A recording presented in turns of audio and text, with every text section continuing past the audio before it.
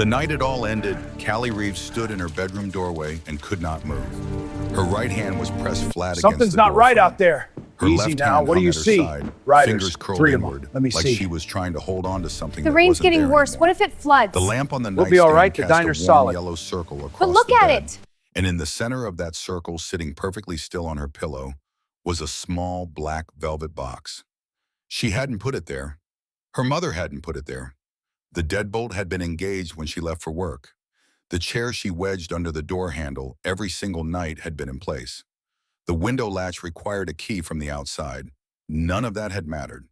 In that moment, standing in the doorway of her own bedroom in her own apartment, Callie Reeves understood something that no one had ever been able to explain to her in words. She understood it the way you understand cold water or a broken bone, not through reason, but through the body, through the sudden animal certainty that the world you thought you were living in was not the real one.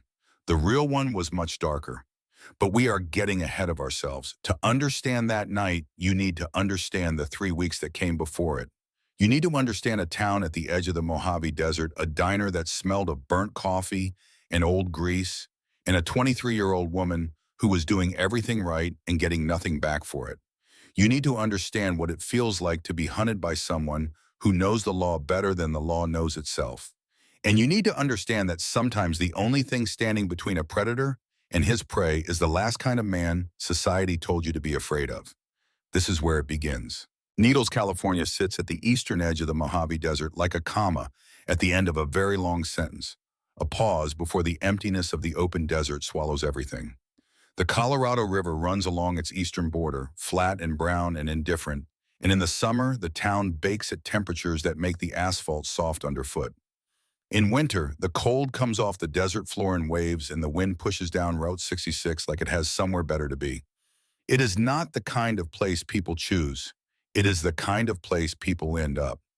The Desert Rose Diner stood on the south side of Route 66 about a mile from the center of town. It had been there since 1962 and it looked every year of its age, a low, flat-roof building with a neon rose sign above the door that flickered in a slow, irregular rhythm like a heart that couldn't quite commit. The parking lot was cracked asphalt and gravel. The booths inside were red vinyl patched with electrical tape in places. The counter was formica that had once been white and was now the color of old teeth. Hank Pruitt had owned the Desert Rose for 11 years. He was 62, thick through the shoulders with a white paper hat he wore slightly crooked and hands that had seen so much grease they had permanently changed color along the knuckles. He was a decent man in the way that practical men are decent. He paid his people on time. He didn't tolerate nonsense from customers, and he kept a Louisville Slugger under the register for the rare occasions when someone needed more than words. He wasn't equipped to understand the kind of danger that doesn't announce itself. He understood fists and volume. What was happening to Callie was something else entirely, and Hank Pruitt was not built to see it. Callie Reeves had worked the overnight shift at the Desert Rose for 14 months. She was 23 years old, 5'4", with dark hair she wore tied back during her shift, and dark eyes that took in more than she ever said out loud. She was the kind of pretty that doesn't know it's pretty, which made her approachable. In the way that unassuming people are approachable, there was no performance to her, no wall of self-consciousness. She moved through the diner with the quiet efficiency of someone who had learned early that the world did not pause for you to catch your breath. She was raising a 4-year-old daughter named Nora on an overnight waitress salary, and whatever tips the Route 66 truck traffic felt generous enough to leave. Her mother, Deb, watched Nora during the night shifts from a cot in the second bedroom of Callie's apartment, a small second-floor walk-up in a building with peeling beige paint and a security gate that had been broken for 7 months. The apartment was small enough that you could hear everything from every room, which was both a comfort and, in recent weeks, a source of dread. Callie's life was not easy, but it was hers, and she had built it with her own hands from a position of very little, and there was a quiet dignity in that which she carried without ever naming it. She had good instincts. That is important to understand. She had been in a controlling relationship at 19, a man who tracked her movements and monitored her phone and explained always calmly and always reasonably why everything she did was wrong. She had gotten out of that. She had pulled Nora's father out of her life with the same deliberate, difficult courage, and she had rebuilt herself from the wreckage. Her instincts were not the instincts of a woman who had never been tested. They were sharp and specific, and she trusted them. Which is why from the very first night, she knew. He came in on a Tuesday 3 weeks before the night of the Velvet Box. It was just after 10 in the evening, the diner down to its skeleton crew, Callie on the floor, Hank in the back scraping the grill, a trucker named Walt, asleep in the corner booth over a plate of half-eaten eggs. The man who walked through the door was in his mid-40s. He wore a charcoal suit that cost more than Callie made in a month, and he wore it with the ease of someone who had never had to think about money. His hair was dark, combed back silver at the temples. His shoes were clean despite the dusty parking lot outside, which meant he had come directly from somewhere specific and had not wandered in off the road the way most people wandered in off Route 66. He took booth 4, the booth with the direct sight line to the service station. Callie brought him a menu and a glass of water. He looked at the menu, the way people look at things they have no intention of actually reading, then set it down and ordered a black coffee. His voice was smooth and low, the voice of a man accustomed to being listened to. When she brought the coffee, he looked at her hands as she set the cup down. "You have kind hands," he said. "Not beautiful, not pretty, hands." It was an odd enough observation that Callie registered it, filed it away in the part of her brain that cataloged things that didn't quite fit. She thanked him the way you thank anyone for an unsolicited compliment, briefly without encouragement, and went back to the service station.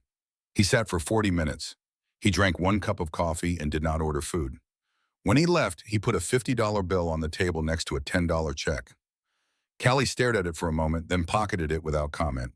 She needed every dollar for Nora's daycare, and tips were tips. She thought nothing more of it that night. But he came back the next night, and the night after that. His name, she learned from the credit card receipt, was Darryl Voss. He was always neat, always quiet, always impeccably dressed, in that way that felt slightly wrong for a roadside diner on Route 66. He never looked at the menu after the first night. He always ordered black coffee. He always sat in booth 4. And he always watched her. Not in the way that lonely people watch the only other people in a room. Not with the vague, unfocused gaze of someone passing time. He watched with the quality of attention that a person gives to something they are studying, precise, patient, with a stillness that felt engineered. He watched her pour coffee. He watched her wipe tables. He watched her speak to Hank through the kitchen pass-through. He watched the angle of her wrist when she wrote on her notepad. He watched the way she brushed a strand of hair back from her face when she was focused on something. He was cataloging her. Callie felt it the way you feel a change in air pressure before a storm, not loudly, but with the absolute certainty of the body saying something is different now and you need to pay attention. She mentioned it to Hank at the end of her shift on the 4th night. Hank looked out at the empty diner at booth 4 where the man had been sitting for 2 hours and shrugged. "He's a paying customer," and he said, "tips well, hasn't made a scene." "He makes me uncomfortable," Callie said. "Lots of people make me uncomfortable," Hank said. "Doesn't mean they're doing anything wrong." She nodded. She went home. She checked the deadbolt 3 times. 2 weeks and the first note appeared. She had parked behind the diner during her shift, her 2009 Honda Civic in its usual spot against the back fence. When she came out at 6 in the morning, as the first gray light was touching the desert sky, there was a single folded piece of paper tucked under the driver's side wiper. She stood in the cold morning air and read it. "You look beautiful in blue today." She had worn her blue uniform. She wore it every shift. The note was not threatening. It contained no demands, no declarations, nothing that a police report could wrap its hands around. It was on its surface a compliment, but it was a compliment delivered in the dark from someone who had stood in the parking lot behind the diner alone while she was inside working and had placed their hands on her car. That was the moment the fear changed quality. It stopped being discomfort and became something with weight and shape. She went to the Needles Sheriff's Department the next morning before she slept still in her uniform. The deputy at the front desk was a man named Roy Sasser, heavy-set, mid-50s, with the kind of face that communicated nothing. He had pale eyes and a slow, deliberate way of speaking, like every word was being considered before it was released. He brought her into a small office that smelled of old paper and air freshener, and he sat across from her with a yellow legal pad. He listened to everything she said. He wrote things down. He nodded at appropriate intervals with an expression of measured concern, and then he asked a question that didn't fit. "Has he left you anything yet?" "Any gifts, maybe. Anything at the apartment? Callie stopped. She looked at him. No, she said. Just the note on the car. Something moved across Sasser's face. It was not relief exactly. It was subtler than that, more controlled. It was the micro-expression of a man who has just received information he was checking for. He settled back slightly in his chair, and when he spoke again, his voice had the practiced texture of someone reading from a script that had served him well before. Well, Miss Reeves, he said, setting the pen down, what you're describing is concerning. I want you to know I hear you. But at this point, technically speaking, no law has been broken. A man can sit in a public restaurant. He can leave a note that contains no threat. The parking lot behind the diner is accessible. He spread his hands in a gesture meant to convey helplessness, but what it communicated to Callie's sharpened instincts was something else entirely. It communicated completion, as if this conversation was going exactly where he expected it to go. Until he does something actionable, there isn't much I can do. You can file a report, and I'll take that report, but... He knows where I work, Callie said. He knows what I wear. A lot of people know where you work, Sasser said. You work at a diner on Route 66. She filed the report. She walked out into the hard morning sunlight of needles and stood next to her car in the parking lot of the sheriff's department and tried to name what she had just felt in that office. It wasn't the brush-off she had expected. She had prepared herself for indifference and bureaucratic fatigue. What she had received was something more deliberate. Sasser had been measuring something. He had asked his one strange question and received the answer he needed, and then had closed the door on her as efficiently as if he were finishing an inventory check. She drove home. She locked the deadbolt. She checked it 3 times, then a 4th. She did not sleep well. On the 14th day, the text messages began. She was in the middle of a dinner rush, not a real rush, just a modest surge that happened around 9, when the truckers and the highway travelers came in before the long dead stretch of midnight when her phone buzzed in her apron pocket. She pulled it out quickly between tables, expecting a message from her mother about Nora. The number was one she didn't recognize. The message was 4 words. Your hair looks prettier down. She was wearing her hair up. She always wore it up for work. She stood at the service station with the phone in her hand and felt the floor of her world shift in the specific way it shifts when something has crossed a line that cannot be uncrossed. He had her number. She had never given it to him. She had never given it to anyone connected to him. She had changed her route home. She parked around the block on alternate nights. She had taken every precaution that a person could reasonably take within the bounds of a life that still had to be lived with a child who still had to be fed and a rent check that still had to be written. He had her number anyway. She looked up slowly from the phone toward booth 4. Darrell Voss was holding his coffee cup halfway to his mouth. He was not drinking. He was watching her with his head tilted very slightly to one side, the way a scientist tilts their head toward a specimen that is behaving in an interesting way. When her eyes met his, he raised the cup in a small, deliberate motion, a toast. Callie set the phone face down on the counter. Her hands were shaking. She pressed them flat on the formica and breathed through her nose, slow and controlled, the way she had learned to breathe in the years since she had last let fear make her decisions for her. Then she walked back to the service station, picked up the coffee pot, and kept working. Because she had a 4-year-old daughter asleep in an apartment 3 miles away, and quitting was not something she could afford. The 3rd week brought the event that changed everything. Nora attended a small daycare and preschool program 6 blocks from the apartment, a cheerful, low-slung building with a painted mural on the outside wall and a chain-link fence around the small yard. Callie's mother brought Nora there in the mornings on the days Callie worked nights after Callie had come home and slept a few hours. It was a routine as stable and unremarkable as breathing. On a Wednesday afternoon, 3 weeks into the nightmare, Callie's mother called her while she was sleeping. Her voice was carefully level in the way that mothers make their voices level when they are frightened and do not want their daughters to know how frightened they are. There's a man outside the fence at Nora's school, she said. He's just standing there.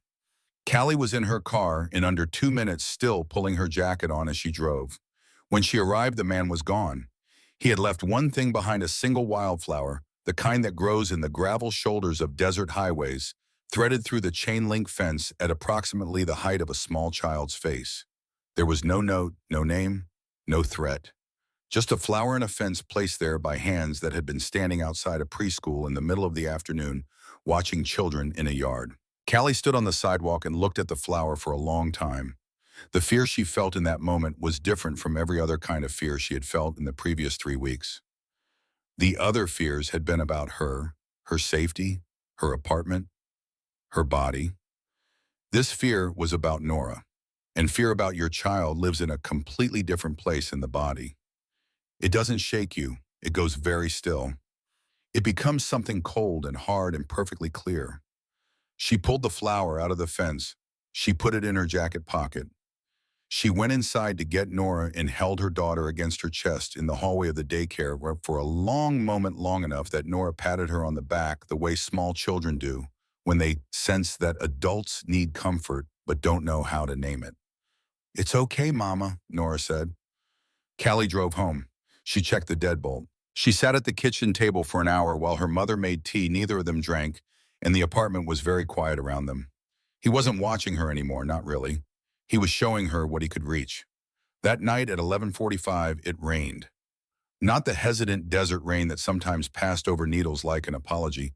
This was a real rain, heavy and cold, turning Route 66 into a mirror of headlights and reflections. The Desert Rose was empty, except for Callie Hank in the back, and Walt the trucker asleep over his eggs again in the corner booth. Darrell Voss had been in booth 4 for 20 minutes, nursing a coffee. He hadn't touched his phone on the table, his eyes on Callie. At 11:52, the bell above the door jangled hard against the wall. The wind came in, first cold and smelling of rain and asphalt, and something underneath that was darker, mechanical, like hot metal. Then the boots hit the floor, heavy and deliberate. Then the men. There were 4 of them. They were massive in the way that some men are massive, not just large, but occupying space differently than ordinary people, filling doorways and making rooms rearrange themselves around their presence. They were soaked from the rain. Leather cuts dark with water beards, dripping helmets under their arms. They moved with the unhurried, self-contained certainty of men who had walked into 100 rooms like this one and had never once considered whether the room would welcome them. The patches on the backs of their cuts showed a grinning death's head in red and white. Below it, the 2 words that most people in America knew better than to challenge: Hell's Angels. The atmosphere in the Desert Rose changed the way atmosphere changes before lightning. Not gradually, but all at once, a single shift from one state of being to another. Walt the trucker woke up and looked at his eggs. Hank turned the radio down in the back without being asked. Even Darrell Voss in booth 4 went still, his eyes moving to the door with a new quality of attention. The 4 men took seats at the counter directly in front of Callie's station. The one in the middle was the reason people got out of the way.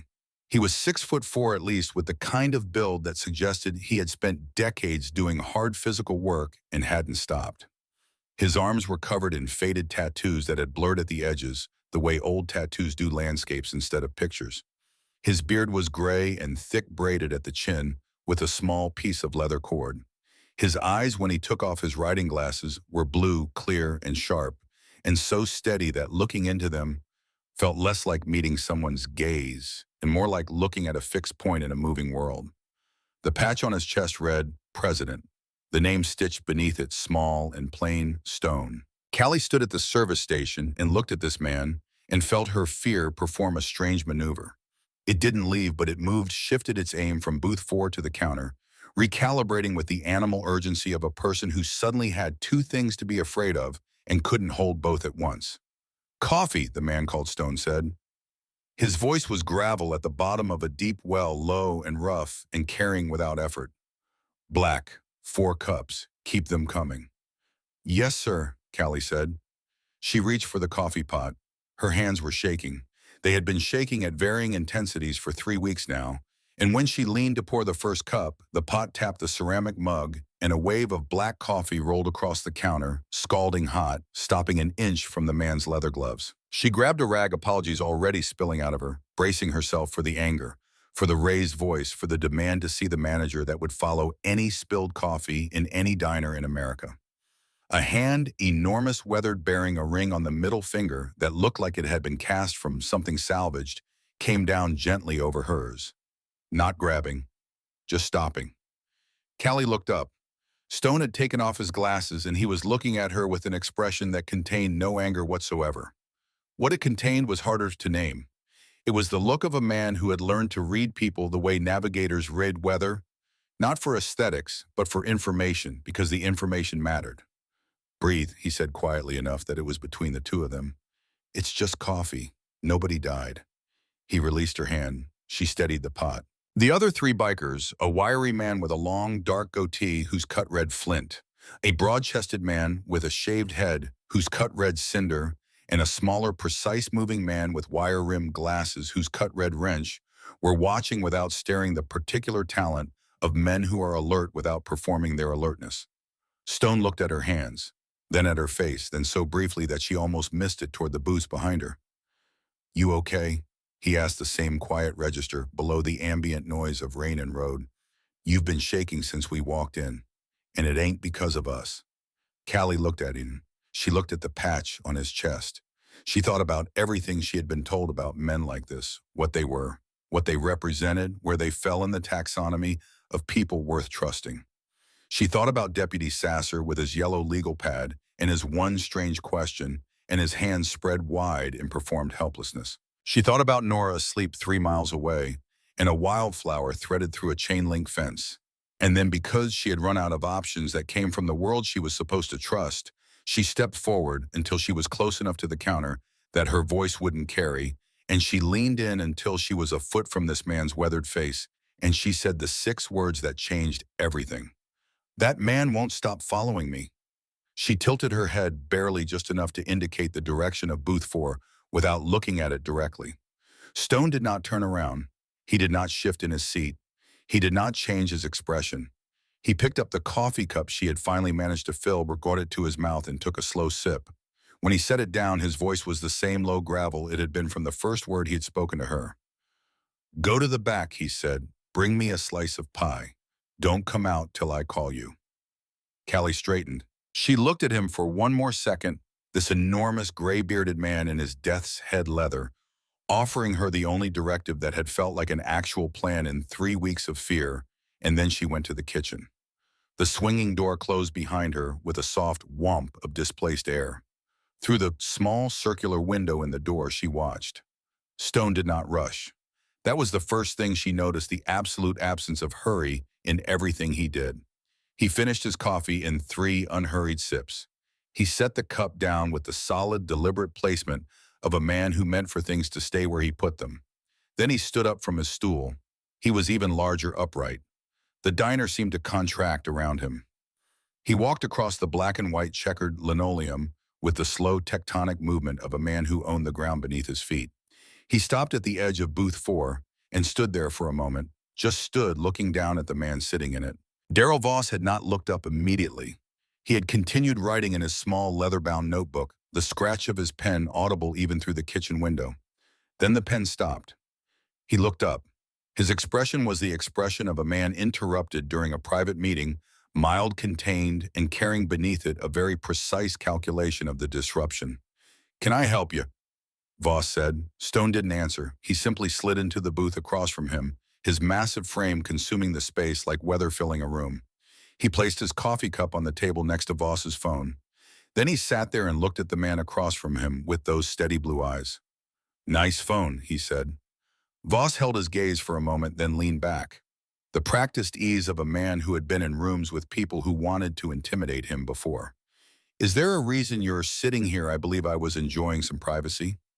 You ordered coffee, Stone said, and you've been nursing it for 45 minutes. You ain't drinking and you ain't eating, so I'm wondering what exactly it is you're doing. I'm observing, Voss said. Last I checked, that's still legal. Lots of things are legal, Stone said, leaning forward now, elbows on the table, shrinking the space between them. Lots of things that are legal are still worth discussing. Voss looked at Stone with the focused calculation of a man deciding how much this disruption was going to cost him.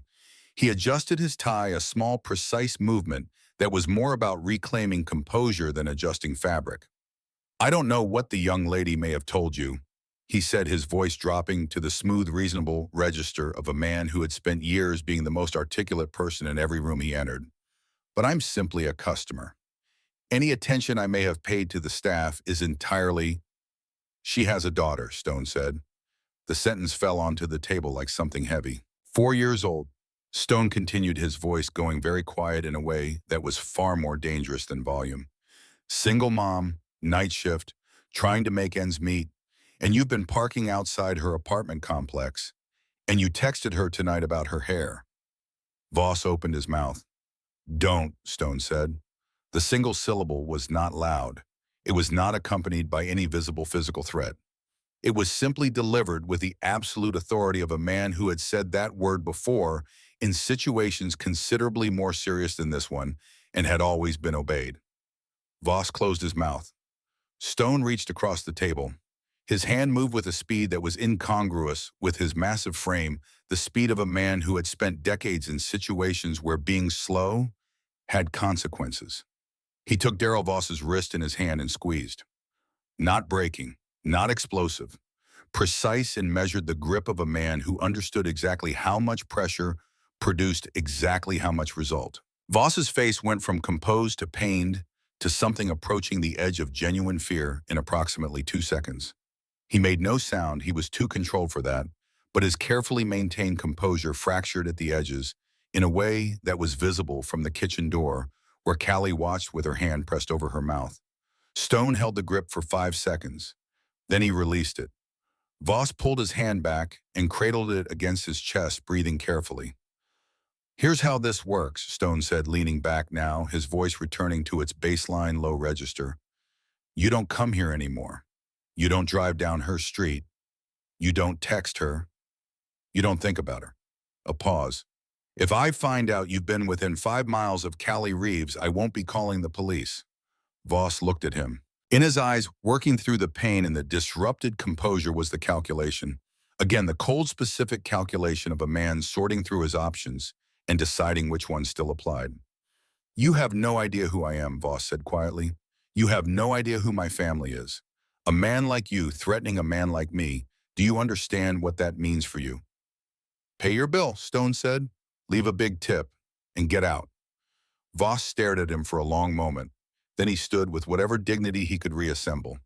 He took a folded bill from his money clip without looking at it and dropped it on the table. He picked up his notebook. He smoothed his jacket with both hands, the right hand first and the left hand moving more carefully the way you move a hand that has recently been reminded of its own bones. He walked to the door. Just before he pushed through it, he stopped, not turning around, not looking back at Stone, but stopping. And in the brief stillness of that pause with the rain on the window and the diner silent around him, he smiled. Not at anyone in particular, just smiled.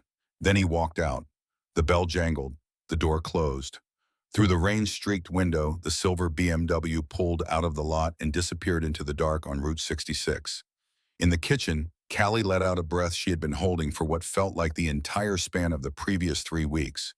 Her legs went soft and she put a hand on the industrial refrigerator to steady herself. The kitchen door swung open. Stone stood in the doorway filling it, looking down at her with those clear blue eyes. He looked at her for a moment without speaking, the way you look at someone you are assessing not clinically, but with the attention of a person who wants to know what state you're actually in beneath the state you're presenting. Get your things, he said. We're taking you home. It was almost 1 in the morning when the convoy moved down Route 66. Callie drove her Civic. In front of her, Stone's Harley cut through the headlights of oncoming trucks, steady and unhurried. Behind her, Flint and Cinder rode side by side, their engines a low protective rumble that she felt through the chassis of her car. Wrench brought up the rear, the smallest of the 4, but somehow no less present. For the first time in 3 weeks, Callie did not check her rearview mirror every 30 seconds. The night felt different. The road felt different. She was not in that moment a woman alone on a desert highway. She was something surrounded, and the surrounding felt nothing like captivity. It felt like the first solid ground she had stood on in a very long time. They pulled up to her apartment complex, the peeling beige building with the broken security gate, and Stone walked her to the stairwell. He looked around the parking lot before they stopped, not casually with the methodical scan of a man who had spent decades learning to read environments for what they were hiding. You got your keys, he said. Yes. Check them before you need them. Never stand at a door looking for keys. She nodded. She looked at him in the dim light from the stairwell fixture. Thank you, she said. I didn't know what else to do. Stone looked at the street for a moment. Something moved through his expression, something private related to something she wasn't part of. I had a daughter, he said. His voice had lost some of its gravel. It was the same voice, the same register, but with a weight in it that hadn't been there before. Her name was Danny. She was 22. Someone bothered her too. A pause that had texture to it. I was doing time when she needed me. By the time I got out, he stopped. His jaw tightened. He didn't finish the sentence. He didn't need to. I got one more chance to do right, he said. I don't intend to waste it. He reached into his vest pocket and produced a small white card with a phone number written on it in plain ballpoint pen. He held it out. That's my direct line, he said. Not the clubhouse. Mine. You see him, you hear something, you get a bad feeling, you call that number first. Before 911, before anyone else. Callie took the card. Stone looked at the apartment building once more. We'll wait till you've got the lights on. She went up the stairs. She unlocked the deadbolt, first try keys already in hand. She unlocked the handle lock. She pushed through the door into the small, warm, cluttered living room with Nora's toys on the floor and her mother's reading glasses on the couch cushion and all the dense, specific evidence of a life being lived. She went to the window and waved. Down in the lot, Stone raised one fist, a single brief acknowledgement. Then the four of them fired their engines and rolled out of the lot and onto Route 66, the sound of their machines fading down into the desert dark. Callie locked the deadbolt. She engaged the handle lock. She wedged the dining chair under the doorknob. She went to Nora's room and stood in the doorway for a moment, listening to her daughter breathe. Then she went to her own room to change out of her uniform. She was unbuttoning her shirt when she saw it. On her pillow, in the center of the lamplight circle, a small black velvet box. Callie's hands went still on her shirt buttons. She had checked the deadbolt before she left. She had wedged the chair. The window latch was the kind that required a key from the outside. None of that had mattered, though. She crossed the room without deciding to her feet moving before her mind had finished processing what her eyes were telling it. Her fingers found the clasp of the box and pressed it open before the rest of her had fully caught up with what she was doing. Inside it was a locket, silver old tarnished, dark at the edges. She turned it over in her palm. She found the inner clasp. She pressed it. The locket opened. Inside was a photograph. Small, slightly dark, taken from a distance. A woman asleep in a bed. Dark hair spread across a pillow. A window visible in the background showing the faint gray of pre-dawn light. Callie's bed, Callie's pillow, Callie's window. The photograph had been taken tonight, before she had left for work. The room seemed to breathe around her. The silence of the apartment, which had always been the comfortable silence of a small home at rest, was now something else. It had the hell-breath quality of a space that was trying not to reveal what had happened inside it while she was gone. He had been in this room. He had stood where she was standing. He had watched her sleep. He had left this behind not as a threat and not as a gift, but as a message with only one meaning.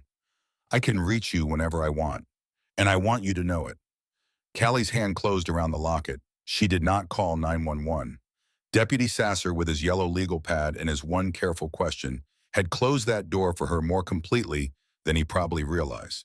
The police had told her what they could do, which was nothing, and now she understood more clearly than before exactly why the answer had been nothing. She reached into her apron pocket and took out the small white card with the plain ballpoint number. She dialed. It rang once. Yeah, Stone's voice. Flat and immediate, the voice of a man who does not miss calls. He was here. Her voice was steadier than she expected. He was inside. He left something. A picture. Her breath caught once briefly. A picture of me sleeping. He was in my room. A pause on the line. Not hesitation, calculation. We're turning around, Stone said. She heard the sound of a U-turn in the background, the sharp lean of a bike engine's repitching. Lock the bedroom door. Get Nora. Go to the bathroom. Lock that door too. Do not open it for anyone until you hear my voice. Okay, she said. 3 minutes, Callie. Hold on. She held on. They came in under 4 minutes. Callie heard the engines before she heard anything else, the deep rolling thunder of 4 Harleys coming hard down the street outside, the pitch of them dropping as they decelerated the sudden silence when they killed the motors. Then boots on the exterior staircase fast and heavy. Then Stone's voice through the bathroom door, no louder than necessary. Callie, it's Stone. Come out. She had been sitting on the edge of the bathtub with Nora in her lap and her mother pressed against the wall beside her. Nora was half asleep and confused, her small, warm weight an anchor against the cold that had settled in Callie's chest the moment she had seen the locket. Deb had not said a word since Callie had pulled her from the car and moved them all into the bathroom.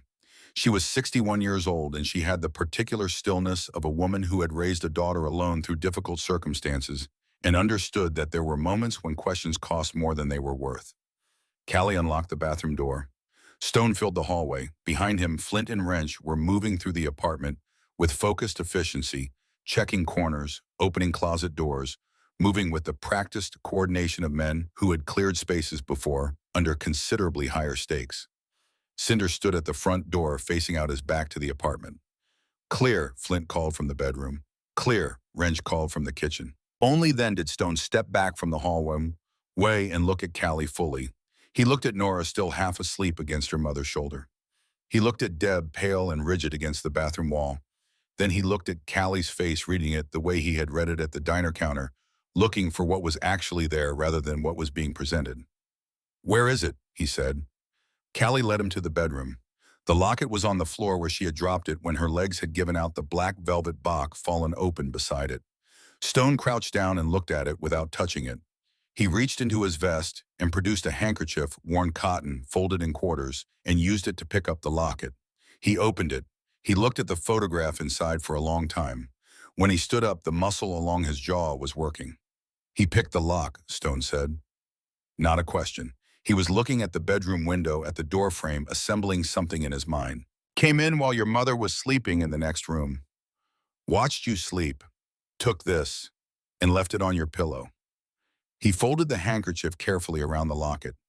"He didn't touch anything else." "No," Callie said. "He's not doing this because he couldn't control himself," Wrench said from the doorway. He was the smallest of the four, precise in his movements, and he spoke with the economical clarity of someone accustomed to diagnosing problems. "This is calibrated. He wants her to know the perimeter doesn't exist. The fear is the objective." Stone looked at him, once a look that confirmed agreement without requiring words. Then he looked back at Callie. "Pack a bag," he said. "You and Nora and your mother, enough for a few days. Somewhere he can't reach you." He paused. "You're coming with us." Deb, standing in the doorway behind Wrench, made a sound that was not quite a word. Callie looked at her mother, at the fear in her face, and underneath it, competing with it, the same assessment Callie herself was running. "Who do you trust when the people you were supposed to trust have already failed you, Mom?" Callie said quietly. "Pack a bag." Deb looked at Stone for a long moment. Stone looked back at her without expression, patient as stone. Then Deb nodded once and went to the second bedroom. Callie packed in 8 minutes. She had learned in her years of navigating difficult situations with limited resources how to reduce her life to essentials quickly. She took clothes for Nora first, then herself, then the small, fireproof box from the back of her closet that contained their birth certificates and her lease, in $200 in emergency cash. She had been building $20 at a time for the past year. She paused at the door of the apartment on her way out. She looked back at this place she had made for herself and her daughter. The small couch, the toys on the floor, the reading glasses on the cushion. All the evidence of a life arranged around a child's needs. She thought about how long it had taken her to make this place feel like home. She thought about the man who had stood in her bedroom tonight in the dark watching her sleep. She turned off the light and closed the door. The Hells Angels Motorcycle Club, chapter based out of the Needles and Barstow corridor, occupied a compound on the western edge of Needles Industrial District in a stretch of low commercial buildings and storage facilities that sat between the railroad tracks and the edge of the open desert. From the outside, it looked like a warehouse, a long, flat-roofed building of reinforced concrete with a steel roll door and no windows facing the street. The fence around the property was 8 feet of chain link, topped with razor wire, and the gate required both a code and a physical key. Inside the fence were security cameras on all 4 corners, 2 large dogs of indeterminate breed who investigated all arrivals with professional thoroughness, in a parking area that held at this particular moment 11 motorcycles in various states of assembly. Inside the building was something that Callie had not expected. It was clean. Not sterile, not decorated, but clean in the way that a place is clean when the people who use it take it seriously. The main room was large with exposed steel beams overhead and a bar along one wall that was closed and dark at this hour.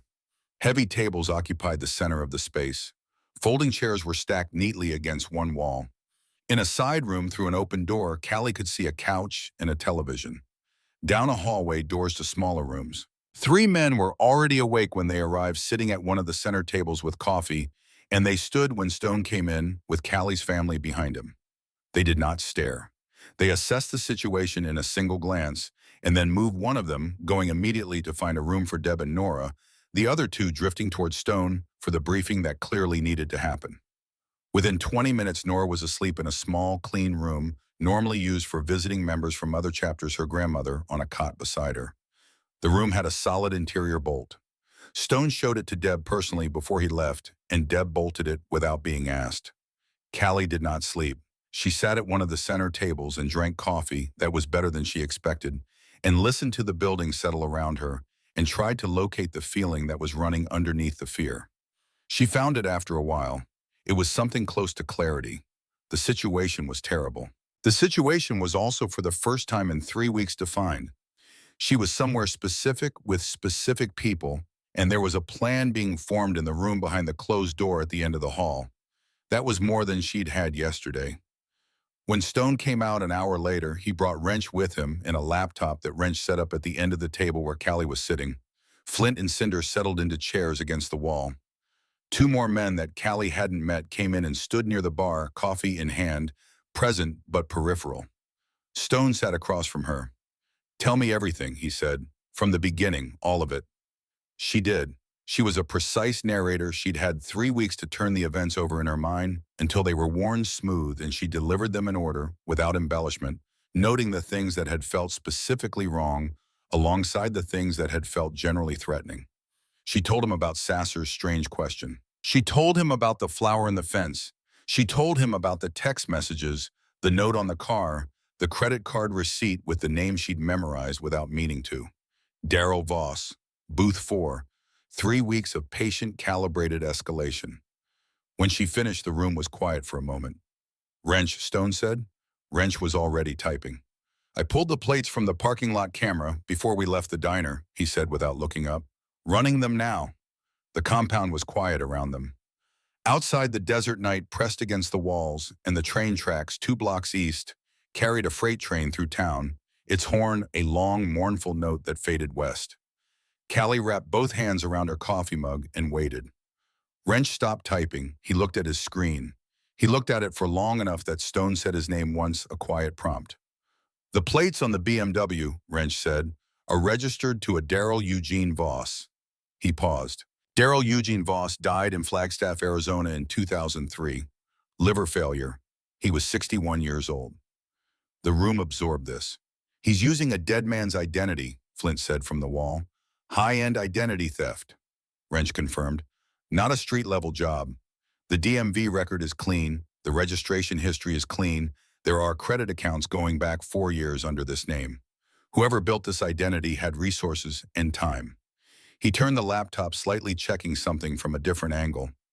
"I'm running facial recognition through a private server. Give me a few minutes." Stone looked at Callie across the table. "You said Sasser asked you if he'd left any gifts yet," Stone said. "He asked if he'd left anything. Any gifts, like he was checking for something specific." Stone's expression didn't change, but something behind his eyes sharpened. "That's a very specific question for a deputy taking an initial report." "I know," Callie said. "I've been thinking about it since I walked out of his office." Wrench's laptop made a soft sound. Wrench leaned toward the screen.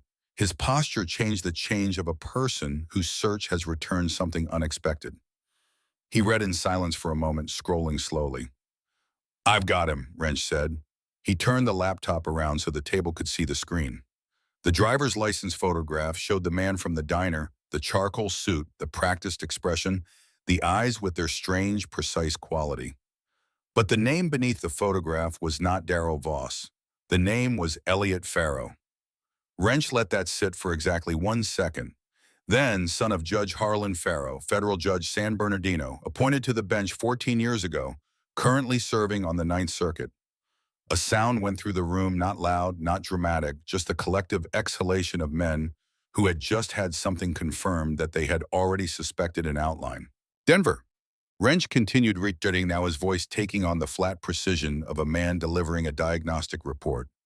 6 years ago, 3 women reported missing over an 18-month period. Ellen Marsh, 29, Patricia Dowd, 31, Susan Alcott, 26. He paused. Elliot Farrow was identified as a person of interest in all 3 cases by the Denver Police Department's Missing Persons Unit. He was never charged. The investigation into his involvement was closed twice. Evidence log from the second closure shows materials listed as misplaced during an interdepartmental transfer. He looked up over his glasses. The lead detective on both closures received a commendation and a promotion within 90 days of each closure. No one said anything. Stone was looking at the driver's license photograph on the screen. His face was completely still, the way certain faces go still when the internal landscape is moving very fast and the exterior has been trained over decades to show nothing. Wrench, he said. Already on it. Wrench said, turning the laptop back and typing again. A minute passed, 2, then he stopped. He did not turn the laptop around this time. He looked at Stone directly. Roy Sasser, he said, served as a deputy with the Denver County Sheriff's Office from 16 years ago until 8 months ago. Another pause. He was assigned to the administrative division that handled evidence storage and transfer during the period when the Farrow investigation materials were misplaced. He looked down at the screen once more. He received an above-average performance review and a lateral transfer to the Needles Sheriff's Department 8 months ago. He looked up. Elliot Farrow moved to Needles under the Darrell Voss identity 6 months ago, 2 months after Sasser arrived. The silence this time was of a different quality. It was the silence of a room in which something large and ugly had just been named for the first time out loud. He wasn't transferred, Cinder said from the wall. He was deployed. Sasser came first to get the ground ready, Flint said. Handle the local infrastructure. Make sure any report filed by anyone Farrow took an interest in went nowhere. Stone stood up from the table. He walked to the end of the room and stood there with his back to everyone for a moment, looking at the steel roll door. Callie watched him. She could feel the understanding arranging itself in her mind with the cold geometric precision of something that has always been true and is only now being seen clearly. The visit to Sasser's office, his question about gifts, his performed helplessness, the specific way the door had closed on her as she left. Sasser had not been indifferent to her fear. He had been monitoring its progress. He had been doing his job, not the job on his badge, but the job he had actually been sent to Needles to do. He's done this before, she said. Everyone looked at her. Denver, 3 women. She kept her voice level because the alternative was something she couldn't afford right now. He's done all of this before, the identity, the watching the escalation, the gifts left in places they shouldn't be. She paused. Those women didn't disappear because he lost control. He planned it. The whole thing from the first night in the diner to...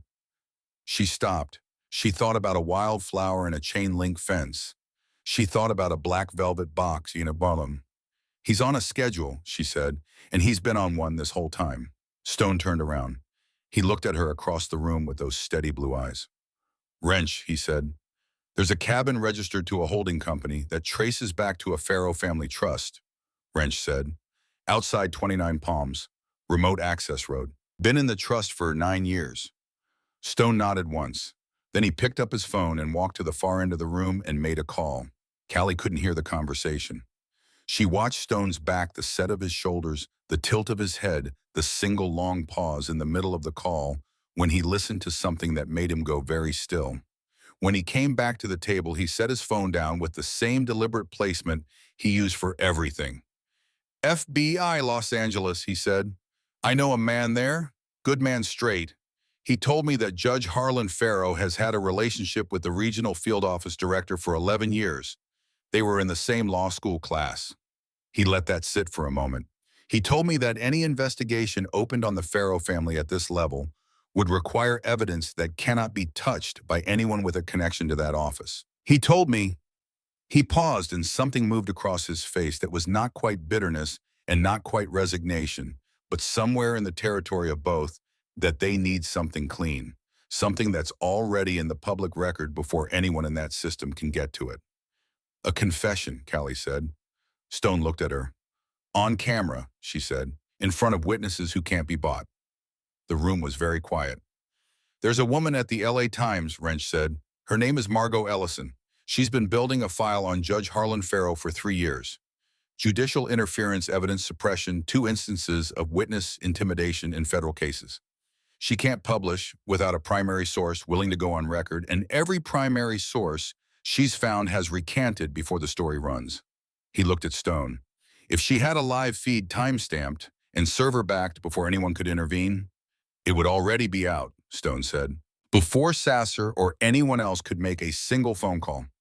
The plan, when Stone laid it out, was specific and ruthless in its simplicity.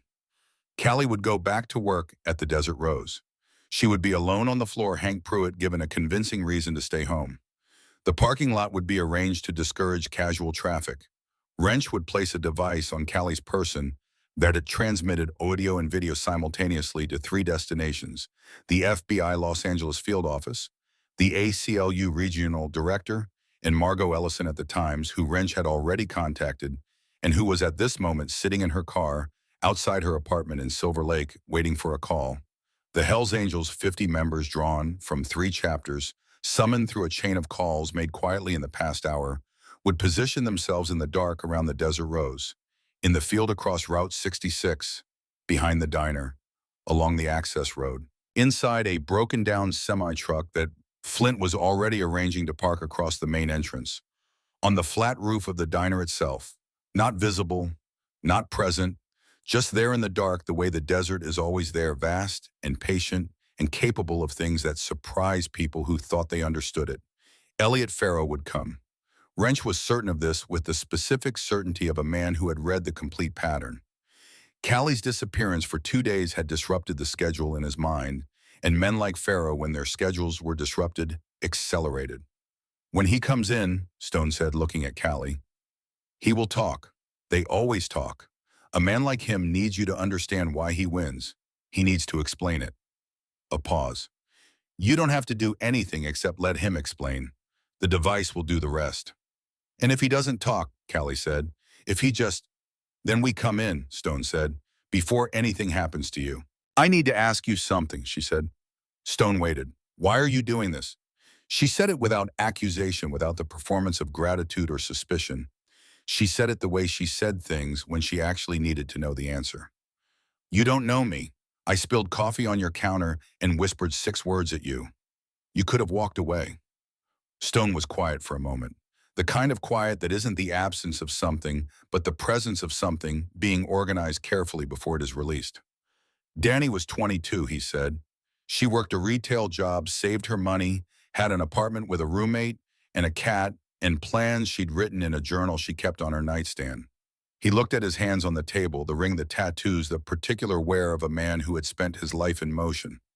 Someone started watching her. She told me about it on the phone one Sunday.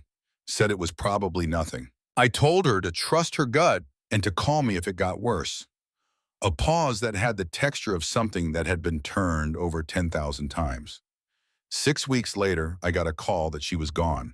I was in a federal facility in Nevada. There was nothing I could do from inside those walls except understand very clearly that I had failed my child. He looked up from his hands. The man who watched Danny was never found, he said. The case is still open. Her roommate still calls me on her birthday. He was very still. I have spent 4 years with that, and I have understood in those 4 years that the only thing I can do about it now is be somewhere else the next time it happens. He leaned forward slightly. You are not nothing to me, he said. You are a 23-year-old woman with a 4-year-old daughter who came and asked for help the only way she had left. And I am a 54-year-old man who was somewhere else when it mattered the last time, bless you. He sat back. So, this is what I'm doing and why. Callie looked at him for a long moment. Okay, she said. Okay, you understand, or okay, you'll do it. Both, she said. There were things to arrange, and they arranged them. Wrench spent 40 minutes going over the device with Callie at the table, how it worked, how to wear it under her uniform, what it would and wouldn't pick up, what she should and shouldn't do with her hands when she was wearing it. He was patient and precise, and he checked his own explanations, twice the habit of a man who had learned that technical details matter most when people are operating under stress. Flint coordinated the positioning of the 50 members by phone, moving quietly through the compound, his voice low and his instructions specific. Callie could hear fragments from across the room, compass points, timing intervals, the names of vehicles, and the precision of it was its own kind of reassurance. These were not men improvising. They had done things that required planning before. Cinder found a road atlas and spread it on the bar and marked the access road to the cabin outside 29 Palms in red, and the satellite images Wrench pulled showed a remote property surrounded on three sides by open desert with a single track road and no neighboring structures within 2 miles. Whatever Pharaoh used that cabin for, he used it in complete isolation. At 3 in the morning, the compound was quiet again. Most of the men had dispersed to their positions or gone to sleep in preparation for the following night.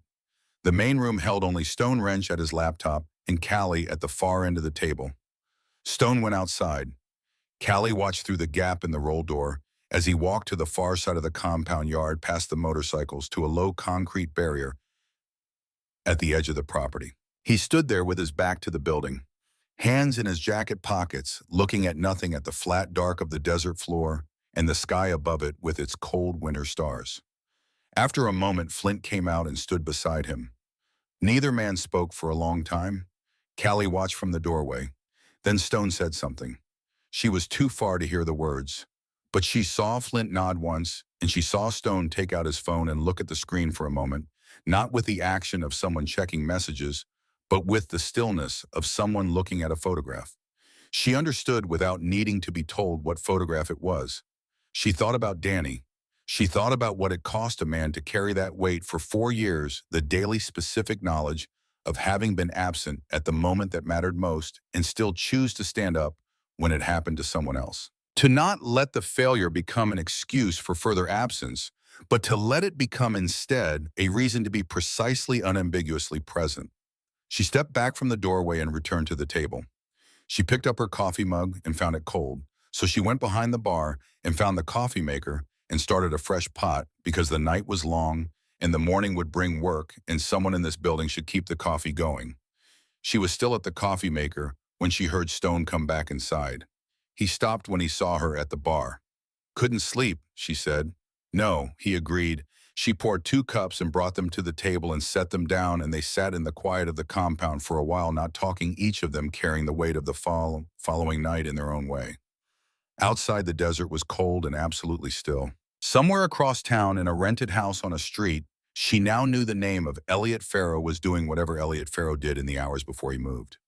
Reviewing his schedule, reassessing his timeline.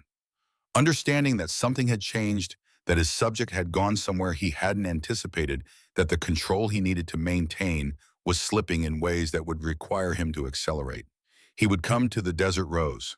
Wrench was certain, and Wrench's certainty was the specific certainty of a man who had looked at the complete pattern and followed it to its logical end.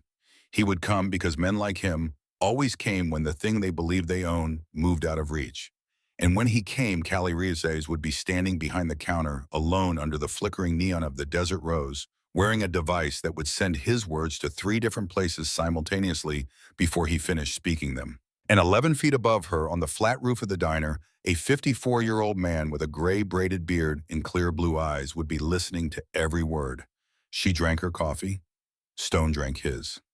The night held. The following night came the way desert nights come, without warning, without gradation, the sky going from gray to black as if a switch had been thrown somewhere out past the horizon. Callie had slept 4 hours in the afternoon. She had sat with Nora for an hour before her mother took the girl back to the bolted room, Nora asking questions about why they were staying somewhere new. Callie answering them with the careful half-truths you tell small children when the full truth is too heavy for their small shoulders to carry. She had eaten something she couldn't later remember the taste of. And then at 10 o'clock she had put on her blue uniform and stood still while Wrench fitted the device against her sternum for the last time and ran his final check. "It's running," she said. "Running," he confirmed. She tucked in her shirt. She looked at herself in the small mirror on the back of the van door. A woman in a blue uniform, dark hair tied back. The same face she had been looking at in mirrors for 23 years, but with something in the eyes that had not been there before 3 weeks ago. Not fear exactly. Something older than fear.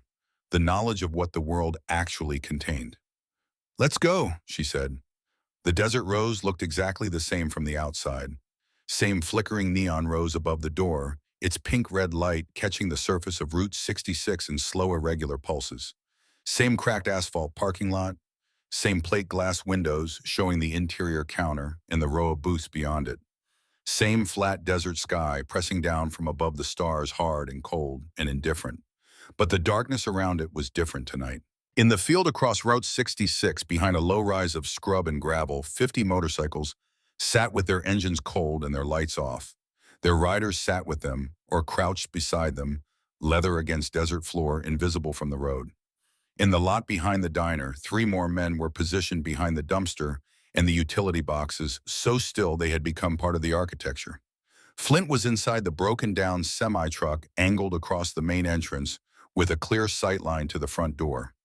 Wrench was in a panel van parked 200 yards east on Route 66, with his laptop open and 3 live feeds running on the screen simultaneously. Cinder was on the access ladder on the north side of the building, one hand on the rail waiting. And on the flat roof of the Desert Rose, lying on his stomach on the cold concrete with his chin on his folded arms, Stone watched the road. He had been up there for 90 minutes. The desert cold had worked its way through his jacket and into the bones of his shoulders, but he had been cold before in positions like this one, waiting for things that mattered, and the cold was just information. His eyes moved in slow, regular arcs across the highway and the lot, and the approaches from both directions, the way eyes move when they have been trained to watch rather than just look. Inside the diner, through the skylight panel in the roof's center, he could see the top of Callie's head moving between the counter and the service station. She had been composed from the moment she put the uniform on. He had watched her do it. She had buttoned the blue shirt with steady hands, while Wrench made his final adjustments, and her hands had not shaken once. Stone had seen a lot of different kinds of courage in his 54 years. He had a specific respect for the kind that didn't announce itself. Inside the diner was performing its own version of normalcy. The lights were on at their usual level. The coffee maker was running. The pie case was lit. Callie had arranged the counter in the service station exactly as it looked on any other night shift. The stack of order pads, the coffee cups on their hooks, the napkin dispensers at each booth. She had made herself a cup of coffee and put it at the service station, and she stood with both hands around it and watched Route 66 through the plate glass window. Midnight came and passed. She poured out the cold coffee and made fresh.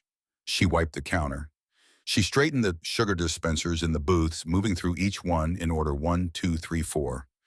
She paused at booth 4, Elliot Farrow's booth, and looked at the worn red vinyl of the seat.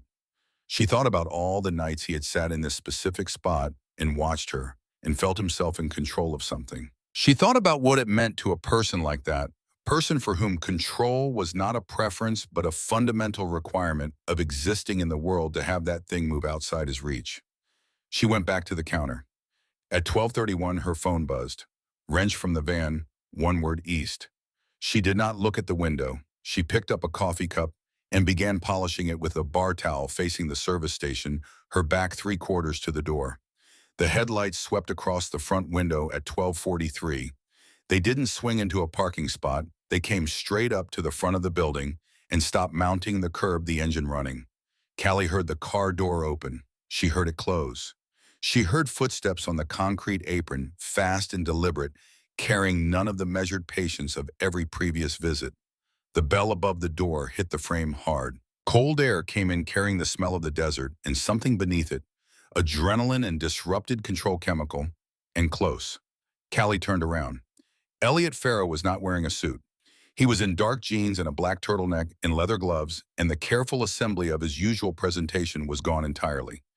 His hair was not combed back. His face had the specific quality of a man who has spent 2 days in the compressed circling space of his own obsession and has emerged from it having made a decision he cannot walk back from. His eyes were bloodshot and bright at the same time, and they found Callie immediately, and what was in them was not the cold, precise focus of his booth 4 surveillance. What was in them was something much simpler and much more dangerous.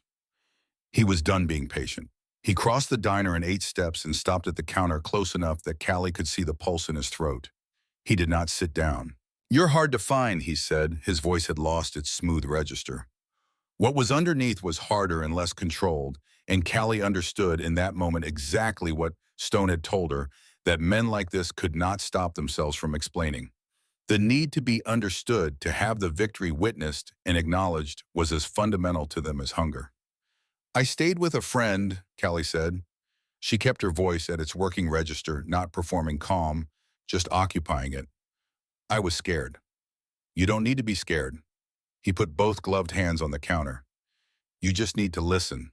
I've been very patient, Callie. More patient than I've ever been with anyone." "I know," she said. "No." His voice sharpened. "You don't. You ran. You disappeared for 2 days. Do you understand what that does?" He was leaning forward now, the counter between them, a diminishing distance. "I had a plan. Everything was arranged. And you disrupted it." "I'm sorry," she said. Not because she meant it, because the device needed his words, and his words required her to keep him talking. "You should be." He straightened up. He reached into the pocket of his jeans and removed something and set it on the counter between them. A set of keys. Chrome plain, unremarkable. "I'm done waiting," he said. "The game is over. You're coming with me now."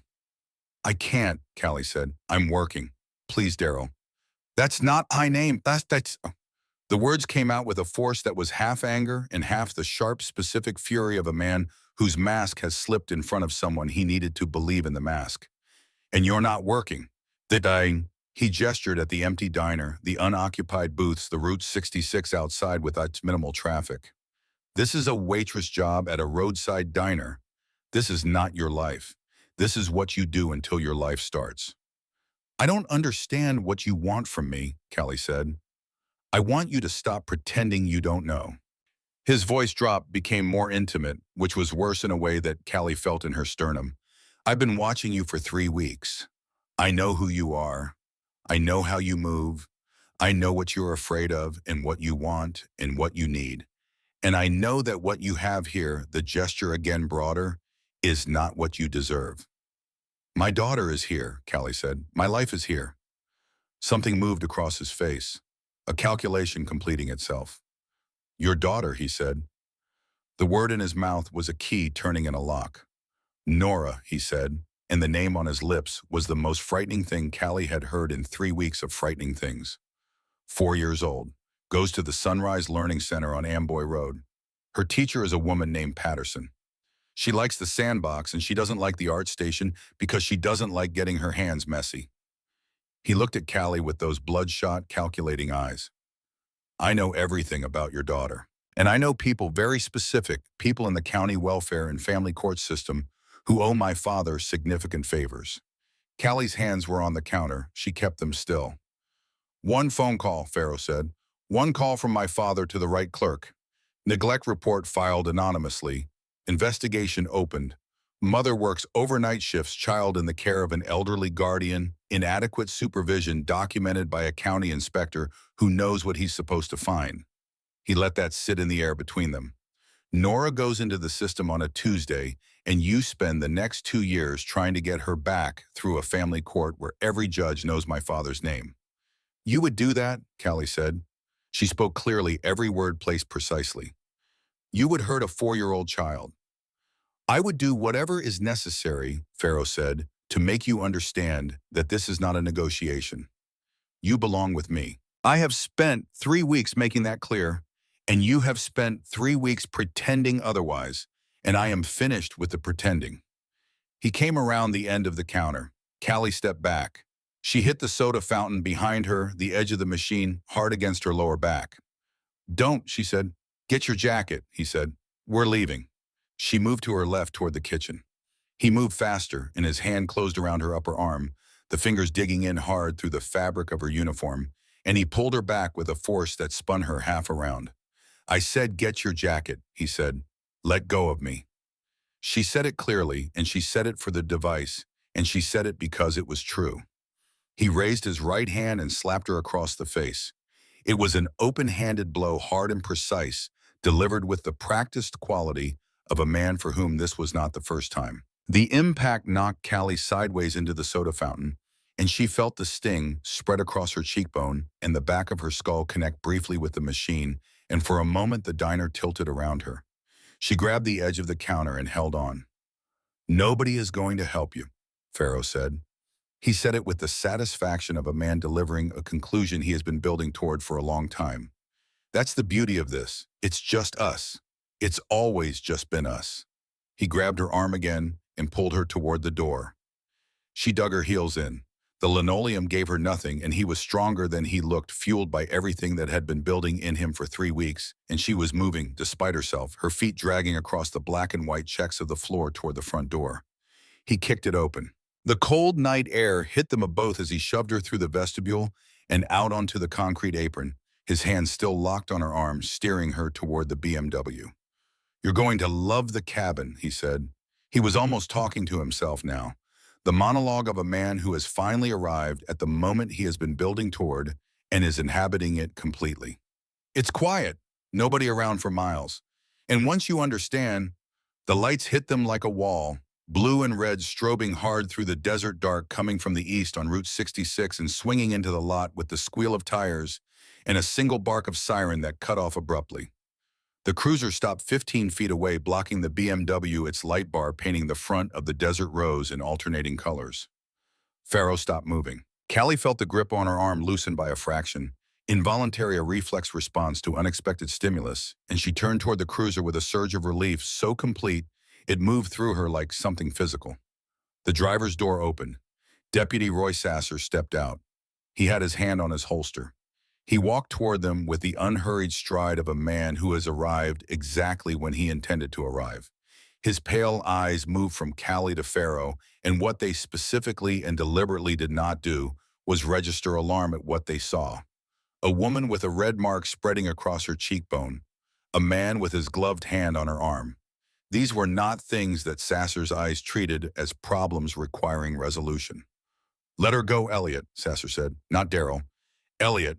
Callie stopped moving. Pharaoh released her arm. He straightened his turtleneck with his free hand, composure returning in increments, the calculation in his eyes going from disrupted back to operational within the span of 3 seconds.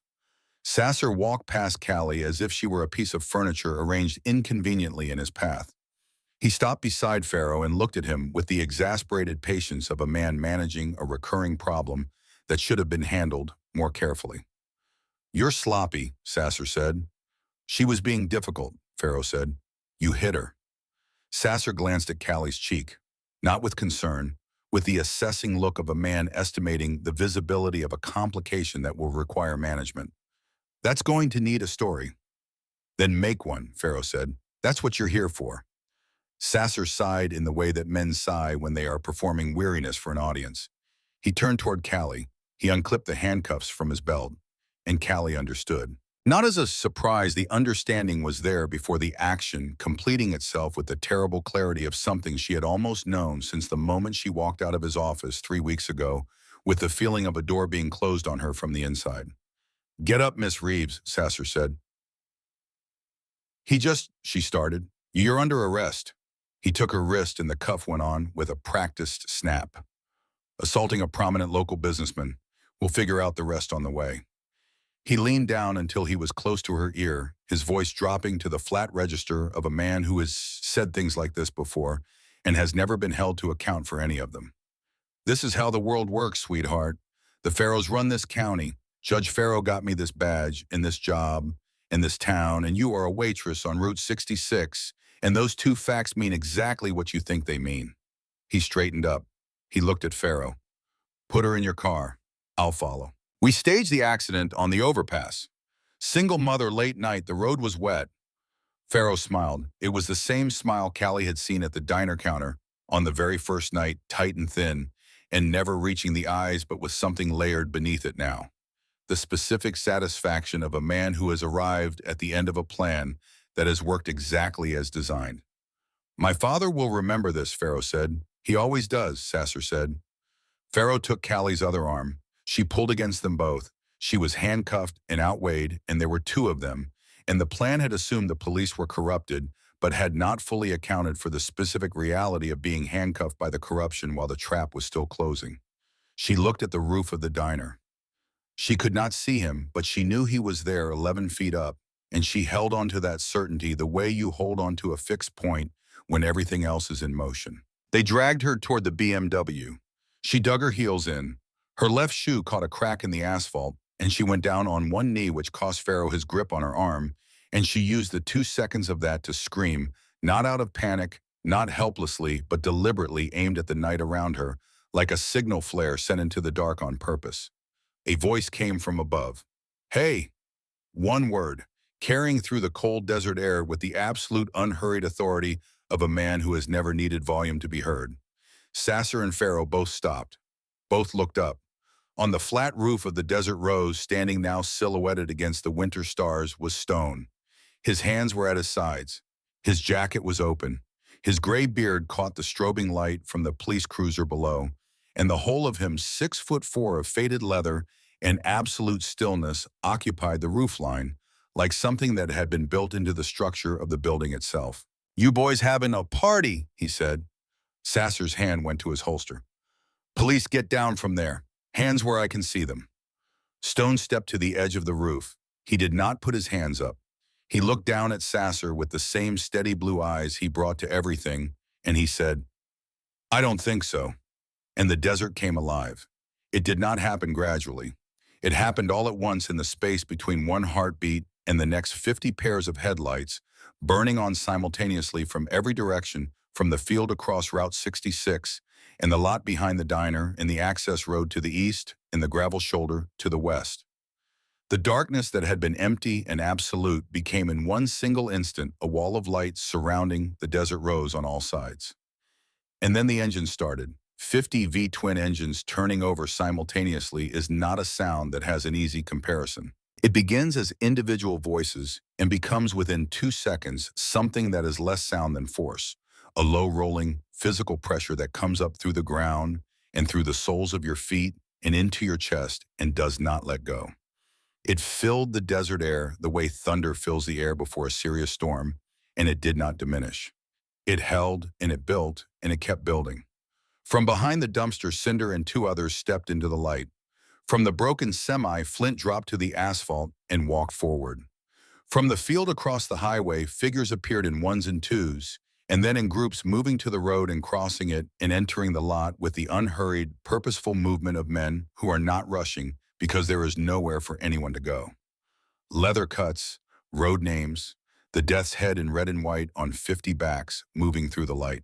Sasser spun in a slow circle, his gun out, now his hand shaking in a way that had nothing to do with the temperature.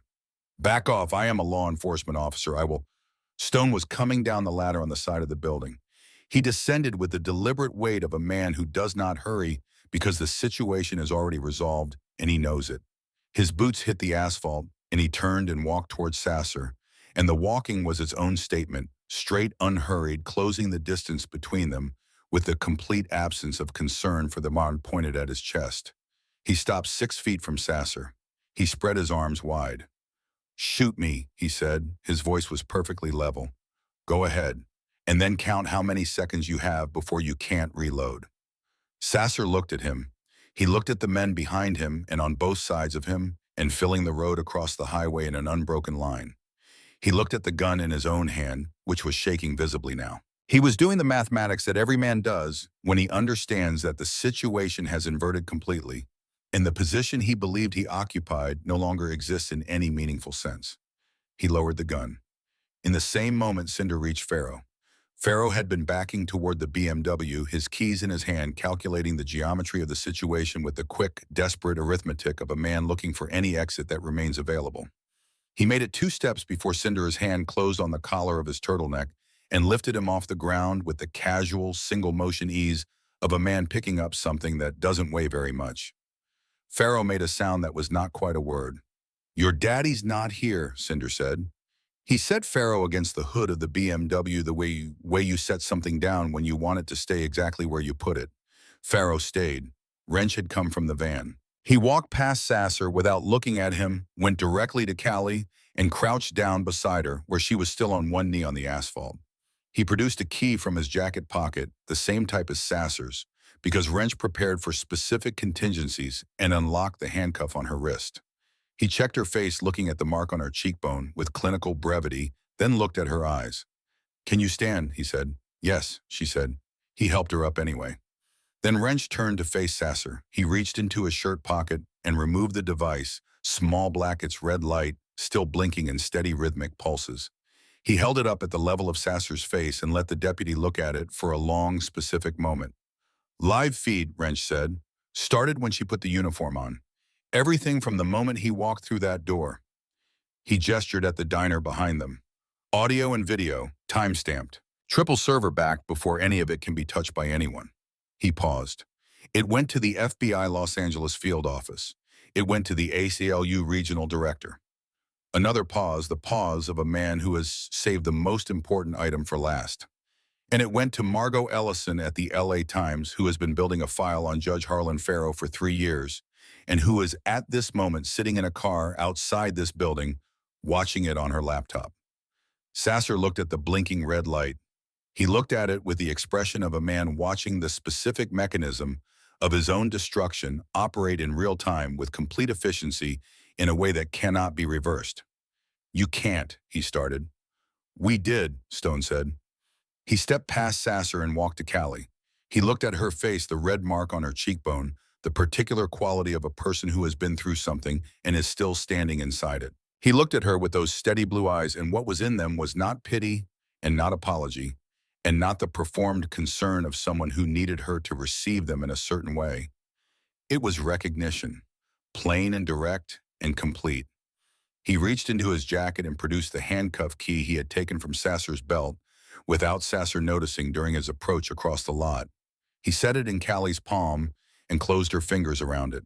She looked at it. She looked at him. "You came," she said. Her voice was level, but something underneath it was not. "Told you," he said. "We weren't done." The FBI arrived in 11 minutes, 2 vehicles moving fast on Route 66 from the west, their lights cutting hard through the desert dark. They came into the lot, and the men who stepped out of them moved with the compressed efficiency of people who had been watching a live feed for the past 40-plus minutes and knew exactly what they were walking into. Stone and his men did not wait for introductions or acknowledgments.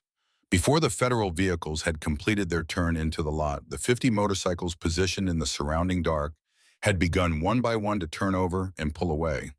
Not in a rush, not in flight, just in the quiet, orderly departure of people who have finished what they came to do and have no interest in the paperwork that follows. By the time the agents reached the center of the lot, the field across Route 66 was dark again, and the access road was empty, and the only Hells Angels remaining were Stone, Wrench, Flint, and Cinder standing at the edge of the light in a loose group, unhurried and waiting. Stone spoke to the senior agent for 4 minutes. He handed over the handcuffed Sasser and the restrained Farrow, and the device which Wrench transferred carefully to an evidence bag the agent produced. Stone gave his name and a contact number and answered 3 direct questions with 3 clean, direct answers. Then he stepped back. The agents took it from there. Callie sat on the hood of her car, which Flint had brought from wherever she'd parked it, appearing with the keys without being asked, and watched Sasser and Farrow being placed in separate vehicles. She watched Farrow's face as he was guided into the back seat.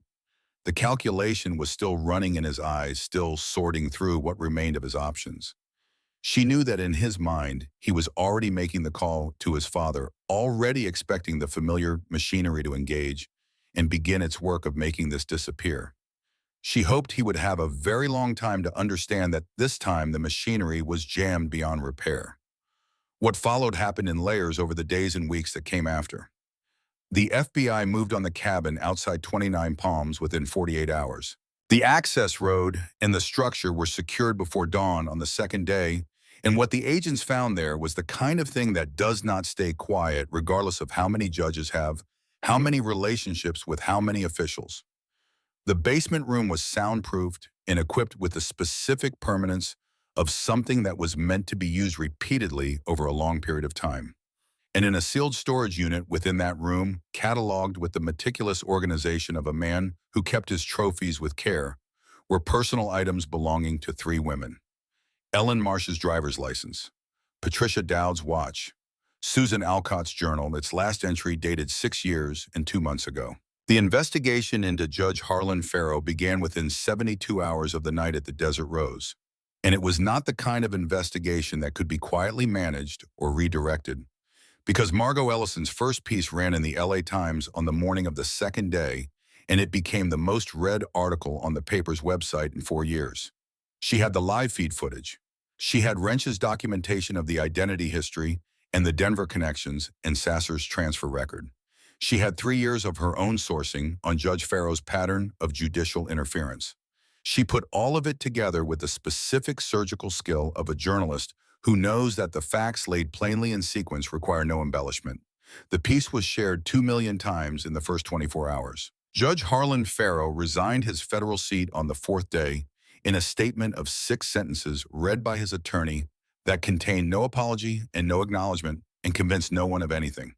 He disappeared from public life within a week. His name, which had appeared on courtrooms and legal briefs and judicial decisions for 14 years, became overnight the kind of name people said in a specific tone, the tone reserved for things that have been revealed as something fundamentally other than what they appeared. Roy Sasser took a plea agreement. He provided testimony against the Farrow family's network of favors and arrangements and systematically buried evidence. And in exchange for that cooperation, his sentence was reduced from life to 25 years. He was placed in protective custody within the prison system because a deputy who had handcuffed an innocent woman and delivered her to a serial predator on a well-lit night that 50 people witnessed, and the entire internet had subsequently seen, was not a man who would find comfortable company in general population. He was a man without a country, despised by the law he had betrayed and by the lawless he had served, trusted by no one, protected by a system that kept him alive, mostly to ensure his testimony remained available. Elliot Farrow stood trial 7 months later on 3 counts of first-degree murder and 2 counts of kidnapping. The physical evidence from the cabin was comprehensive and unambiguous. The live feed from the Desert Rose provided 41 minutes of his own voice in his own words, making statements that his defense team spent the entire trial attempting to contextualize and failed at completely. The jury deliberated for 6 hours. He was convicted on all counts and sentenced to 3 consecutive life terms without the possibility of parole. He would die in a cell. He would never see open sky without bars or wire in front of it again. In whatever version of the world he had constructed in his mind, the one in which he was the kind of man who could own people, who could operate above consequence, who could build a hunting cabin in the Mojave and fill it with trophies and never be called to account for any of it. That version ended on a Tuesday night on Route 66 in Needles, California, when a 23-year-old waitress leaned across a counter and whispered 6 words to the right person. In Pueblo, Colorado, a woman named Renee Marsh received a phone call from an FBI victim specialist on a Thursday morning in early spring. She sat down on the floor of her kitchen when she understood what she was being told. She had been waiting 6 years for a call that contained a fact instead of a silence. She wept for a long time. Then she called her sister. Then she called the number the specialist gave her and began the process of bringing her daughter home. The Desert Rose reopened on a Monday. Hank Pruitt had scrubbed the floor twice and wiped down every surface and replaced the coffee maker with a newer model he had been meaning to buy for 2 years, and the diner looked on the inside exactly as it had always looked. The red vinyl booths, the Formica counter, the pie case lit in full, the neon rose above the door sending its slow, irregular pulse of pink-red light out across Route 66. Callie came in for her shift at 11. She wore her blue uniform. Her hair was tied back.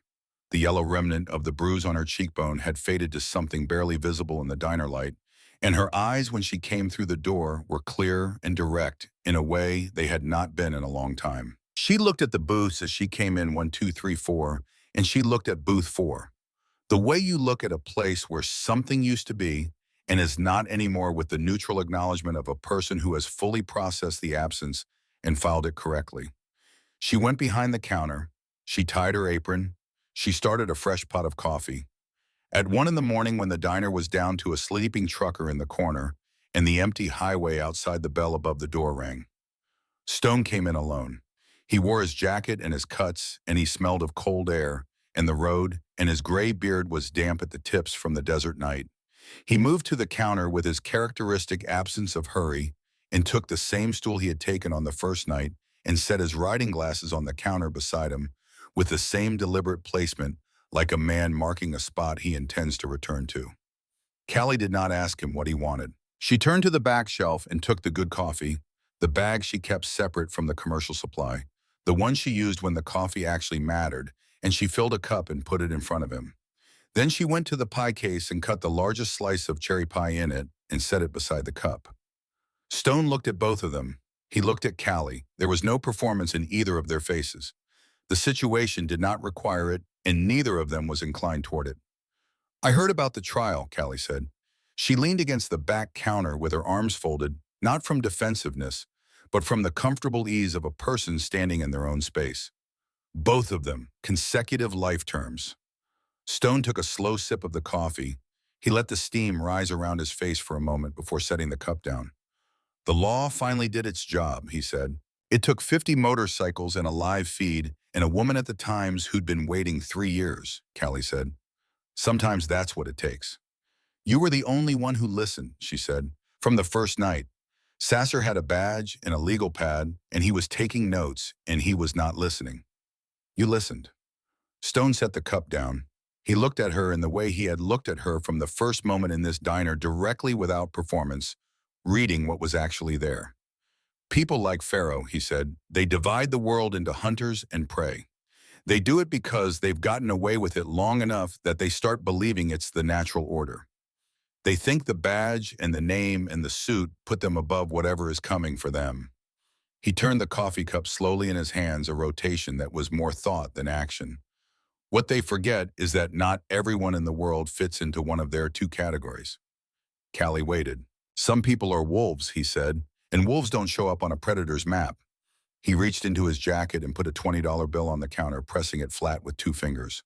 I can't take that, Callie said. The pie is yours. Everything in this place is yours.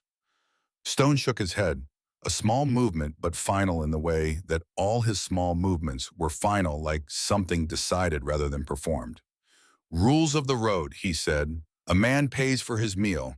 You take that and you buy Nora something she'll like. A doll, a bike, something bright. He looked at the bill on the counter. Something that reminds her that the world has good things in it. Callie looked at the 20. She left it where it was for the moment. Stone finished the coffee. He worked through half the pie with the focused appreciation of a man who means what he does. He set the fork down and pushed the plate aside and sat for a moment looking out through the plate glass window at Route 66 at the empty highway and the dark desert on both sides of it, and the faint, vast suggestion of the Mojave extending away into the distance, flat and indifferent and permanent. Then he looked at booth 4. Empty. The red neon light from the sign above the door laying across the seat in its slow, irregular pulse. The vinyl undisturbed. The table clean. You're going to be okay, Callie, he said. Not a question, not a wish. The flat declarative certainty of a man who has decided something is true and has the particular authority that comes from having made certain things true himself. I know, she said. He looked at her. Because I know who to call, she said. Something moved behind his eyes.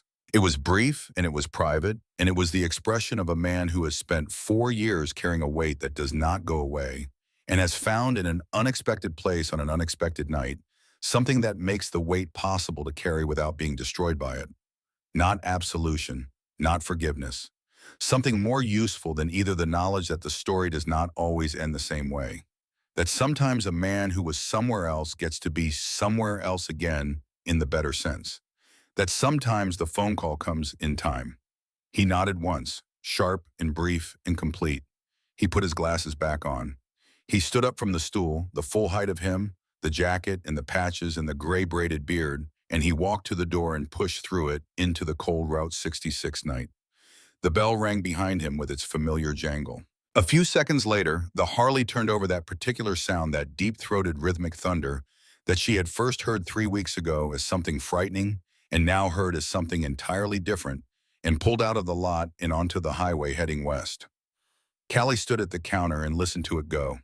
The sound diminished down Route 66, fading into the desert distance, and what it left behind was not silence exactly, but the specific quality of absence that follows the departure of something that was for a time exactly what was needed. She turned back to the counter. She took the $20 bill and folded it and put it in the pocket of her apron where she would find it the next morning, and take it to the toy store on 5th Street and stand in the aisle for a long time before deciding on a red bicycle with white grip tape and a silver bell that Nora would ring approximately 400 times on the first day, laughing each time as if the bell had surprised her, as if joy could be discovered over and over in the same small action. She picked up a bar towel and wiped the counter, the long, practiced stroke of a person who knows how to work, and finds in the work itself a kind of ground to stand on, a kind of return to the self that difficulty cannot permanently displace. She looked at her reflection in the glass of the pie case. A woman in a blue uniform, dark hair tied back, a face that had been through something and come out the other side with its eyes open and its instincts intact. A woman who had stood in a diner on Route 66 at the edge of the Mojave and had been failed by every mechanism that was supposed to protect her and had found in the unlikeliest of places the one thing she actually needed. Not rescue, not someone to fight her battle in her place, someone who listened. She looked out through the plate glass window at Route 66, at the empty highway, in the dark desert, in the cold winter stars above the Mojave, that had been there before any of this, and would be there long after all of it had faded into whatever stories people told about nights on this stretch of road. The world was full of men, like Elliot Farrow. She knew that now in a way she had not known it before, not as an abstraction, not as something that happened to other people in other places, but as a fact of the specific world she moved through every day, concrete and close and real. But the world was also full of men like Stone.